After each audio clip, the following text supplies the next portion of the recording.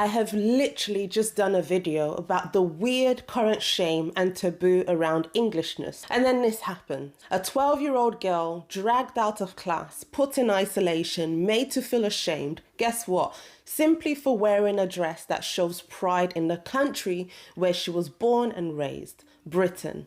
What exactly is the crime here? Wearing the national flag on a day that's supposed to be about celebrating culture?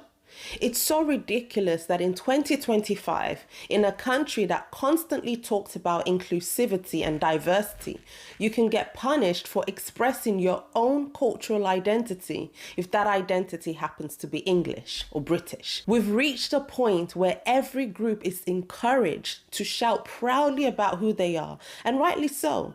But the moment a British person does the same, suddenly it's political, provocative, unacceptable. Understand what I'm saying here. It's got to a point where your very existence and presence is an offense. How did we get here?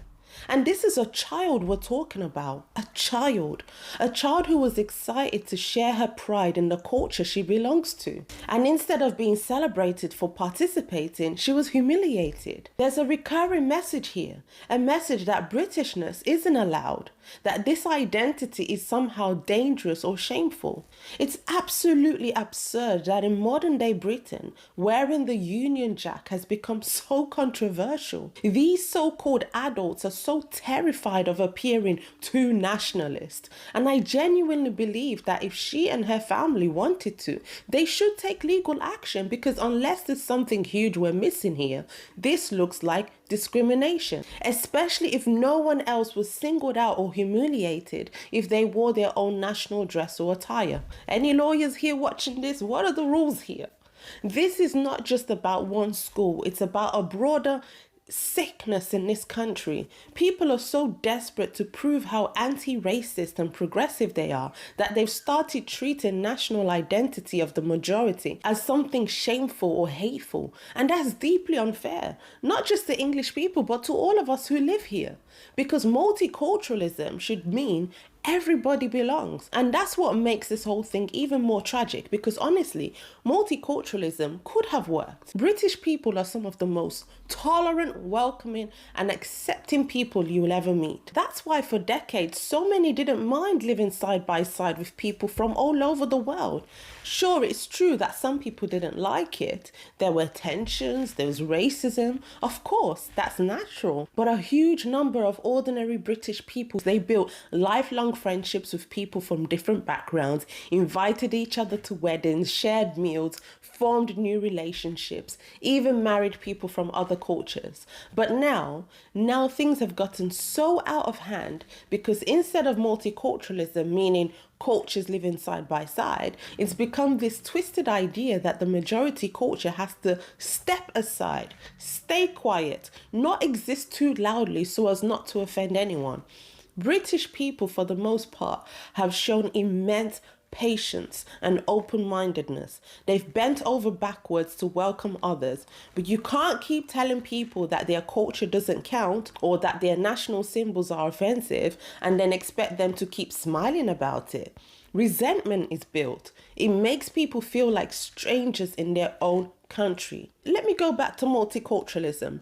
Actually, no, it cannot work. A multiracial society with one cohesive culture, yes, it can work, because multiculturalism in essence means everyone brings their own culture to the table. But a country cannot survive like that, not if it wants to stay cohesive, stable and united. It sounds lovely in theory, this idea that every culture should have equal space, that everyone can keep their customs, their traditions side by side with no conflicts, but reality doesn't work that way, because there has to be something solid that holds it all together. A dominant culture, a shared language, shared values, common ways of living. I'm not saying other cultures shouldn't contribute anything. It's natural and beautiful for people to bring bits of their heritage, food, music, fashion, stories, fine. But it should be a small part of the wider national culture, because the majority culture is the backbone. It should take up 99% of the table. table. That's what gives a country its identity, its personality, its glue. Otherwise, it's a mess. It's fragmented. Think of a human being. Think of a person. Yes, they may have many parts of identity, but there's one or two things that summarizes or characterizes who they are. If there are so many things, different things, that breeds confusion. That's what's called an identity crisis. When you're trying to juggle all these different personalities and identities and ideas within yourself. No normal person can function properly like that. How can a nation? What we are seeing is this idea that Britishness itself must be minimized, hidden, or even erased to make space for everything else. And that's why we end up with absurd situations like a 12-year-old girl being punished for wearing a Union Jack dress. The very culture that built this country, that shaped its laws, its freedoms, its traditions, that's the culture that's being told to step aside. No other country does this. Go to Japan. Try telling them that their culture should take up 50% of the table. Go to China. Go to Nigeria. You will get laughed out of the room. They understand instinctively that the national culture must remain dominant.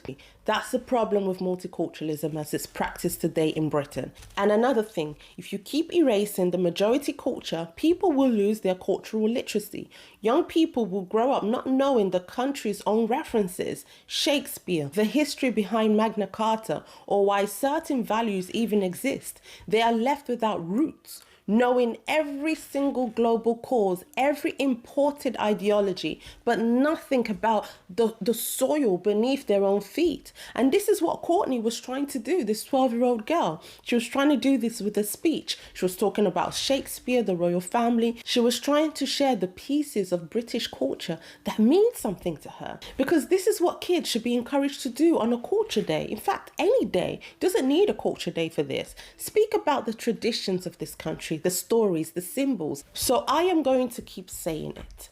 Englishness is not a taboo. Britishness is not shameful. And a 12-year-old girl, anyone for that matter, should never ever be punished for loving this country.